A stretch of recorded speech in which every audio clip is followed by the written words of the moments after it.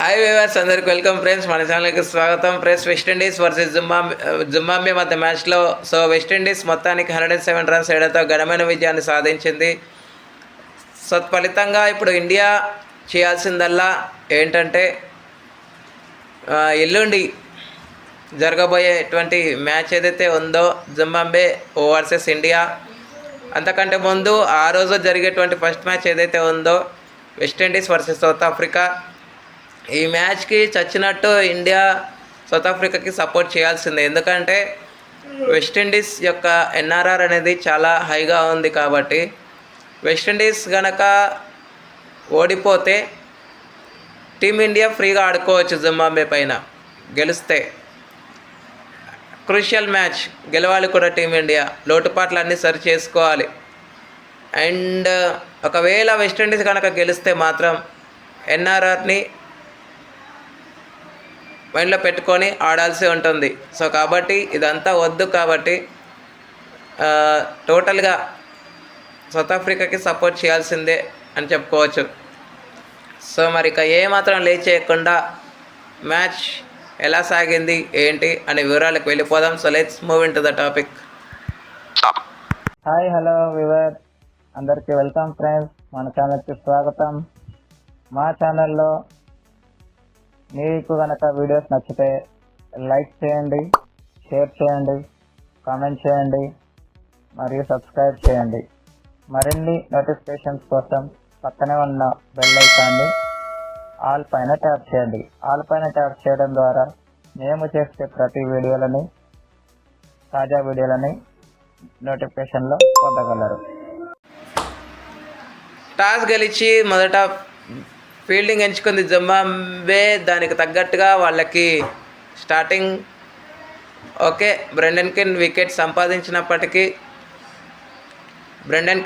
సంపాదించినప్పటికీ తర్వాత Shimron Hetmyer రావడంతోనే attacking intent, positive ఇంటెంట్తో వచ్చాడు. తను ఎదుర్కొన్న మొదటి బాల్లోనే 4 కొట్టి తన యొక్క అకౌంట్ని తెరవడమే కాకుండా అటాకింగ్ ఇంటెంట్ అనేది ఎక్కడ కూడా తగ్గకుండా బ్యాటింగ్ అయితే చేయడం జరిగింది. అయితే షై హోప్ 14 రన్స్కి అవుట్ అయిన తర్వాత వచ్చినటువంటి పార్ట్నర్షిప్ ఏదైతే ఉందో అది బ్రేక్ అయింది 20+.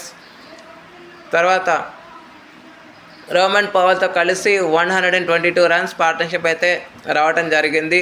దీనికి ప్రధాన కారణం ఇంత పార్ట్నర్షిప్ ఇంత హైగా రావడానికి మేజర్ రీజన్ ఏంటంటే జింబాబ్వే క్యాచెస్ హోల్డ్ ఆన్ చేసుకోకపోవడం.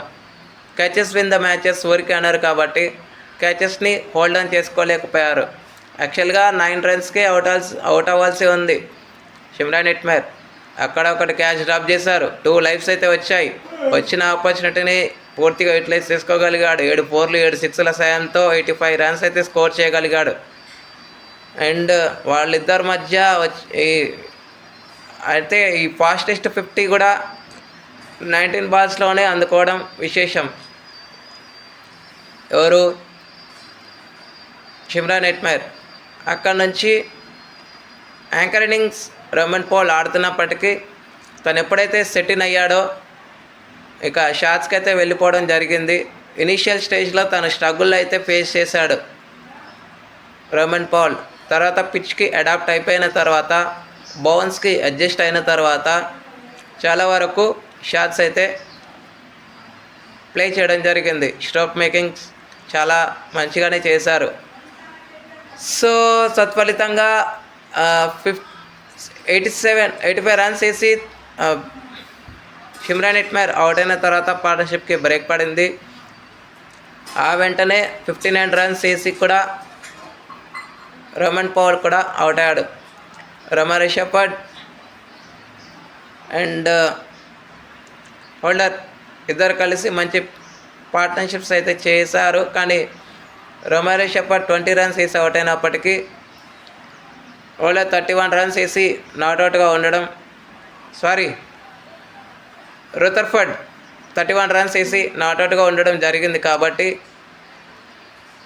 ఈ 250 స్కోర్ అయితే చేయగలిగింది. వైడ్తో ఎప్పుడైతే వైడ్ వచ్చిందో అప్పుడు 250 మార్క్ అయితే రీచ్ అవ్వగలిగింది వెస్టిండీస్. 6 వికెట్స్ అయితే కోల్పోయింది.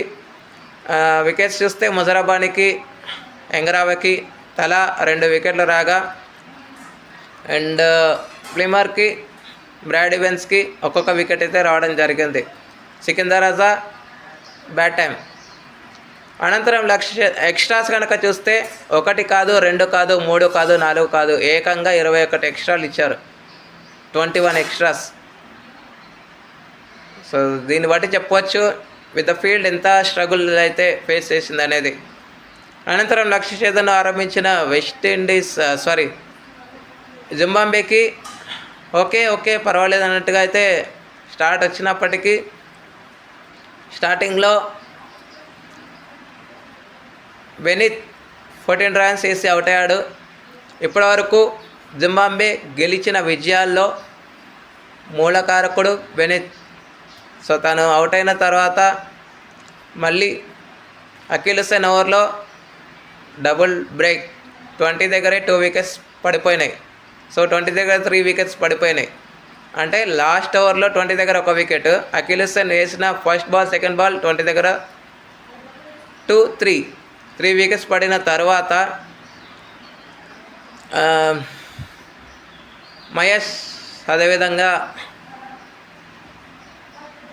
రజాతో కలిసి కొంత పార్ట్నర్షిప్ నిర్మించినప్పటికీ మహేష్ 28 రన్స్ వేసి అవుట్ అయిన తర్వాత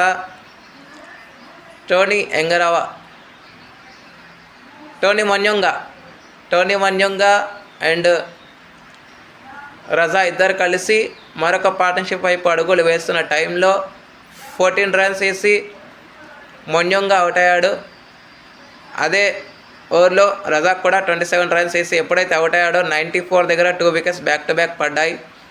103 వరకు 9 వికెట్స్ పడిన తర్వాత ఏముందులే ఇంకా 115 లేకపోతే 110 అనుకున్నారు చాలామంది. బట్ కాదు, వాళ్ళ యొక్క బౌలర్ బ్రాడ్ ఈవెన్స్ బ్యాటింగ్లో ఎంటర్టైన్ చేశాడని చెప్పుకోవచ్చు. మరీ చీప్గా ఓడిపోకుండా కొంతవరకు క్లోజ్గానే వచ్చారు. బట్ బిలో 100 అయితే దాటలేకపోయారు. అంటే 150, 160 ఒకవేళ మార్జిన్తో ఓడిపోతే చాలా ప్రాబ్లమ్స్ ఉండేది. బట్ 107 రన్స్ తేడాతో ఓడిపోయారని చెప్పుకోవచ్చు. 43 రన్స్, తనే టాప్ స్కోరర్ అని చెప్పుకోవచ్చు. ఇప్పటివరకు జస్ట్ ఫ్యూ బాల్స్లోనే హాఫ్ సెంచరీ చేసే సువర్ణమైన అవకాశాన్ని కోల్పోయాడని చెప్పుకోవచ్చు.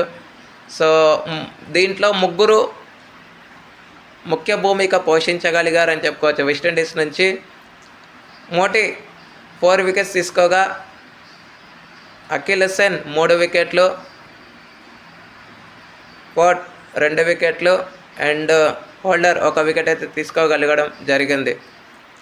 Extras 9 extras. ఇక player of the match award అయితే no doubt, no surprise guys, Shimron హెట్మేర్కే player of the match award అయితే రావడం జరిగింది. మరి ఇక ఈరోజు సూపర్ 8లోని మ్యాచ్ ఇంగ్లాండ్ వర్సెస్ పాకిస్తాన్. ఈ మ్యాచ్ కనుక పాకిస్తాన్ కనుక ఓడిపోతే త్రూ అవుట్ ద సెమీస్ నుంచి వెళ్ళిపోయే అవకాశాలు ఉన్నాయి. ఒకవేళ గెలిస్తే చెప్పలేం. సూపర్ 8లో గ్రూప్ 2 పాయింట్స్ టేబుల్ కూడా కొంచెం ఇంట్రెస్ట్గా మారే అవకాశాలు లేకపోయినా ఆశ్చర్యపోనవసరం లేదు. ఓకే ఫ్రెండ్స్, మరి మీరేమనుకుంటున్నారు? ఇంగ్లాండా, పాకిస్తానా, ఎవరు గెలుస్తారు? మీ ఒపీనియన్స్ని కామెంట్ బాక్స్లో కామెంట్ చేయండి. Thank you friends. ఇలాంటి అప్డేట్స్ కోసం ఛానల్ని సబ్స్క్రైబ్, షేర్, లైక్, కామెంట్ చేయండి. మరొక అప్డేట్తో మీ ముందు ఉంటాను ఫ్రెండ్స్. అంతవరకు సెలవు, నమస్కారం.